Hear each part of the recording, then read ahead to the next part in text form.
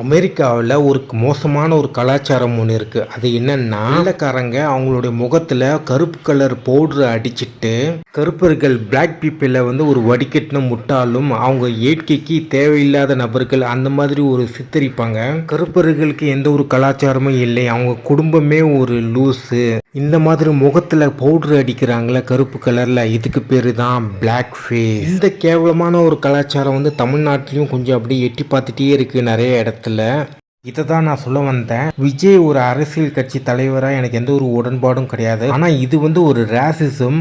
தமிழ்நாட்டிலையும் இந்தியாவிலையும் வந்து பார்த்தீங்கன்னா முக்கால்வாசி இருக்கிறவங்களே பார்த்தீங்கன்னா கருப்பாக இருக்கிறவங்க தான். ஒரு பக்கம் பகுத்தறிவு பேசுகிறீங்க, இன்னொரு பக்கம் இந்த மாதிரி கேவலமான விஷயம் பண்ணுறீங்க. இதெல்லாம் ரொம்ப தப்பு. எனக்கு டிவிகே கட்சியில் எந்த ஒரு உடன்பாடும் கிடையாது. ஆனால் இதெல்லாம் வந்து பார்த்தீங்கன்னா ரொம்ப ஒரு மோசமான ஒரு செயல். அண்ட் இது வந்து பார்த்தீங்கன்னா ரொம்ப தப்பு. அண்ட் இதுலேருந்து என்ன தெரியுதுன்னா, தமிழ்நாட்டில் வந்து ஒரு பொதுவான ஒரு அவேர்னஸ் கிடையாது. அதுதான் உண்மை.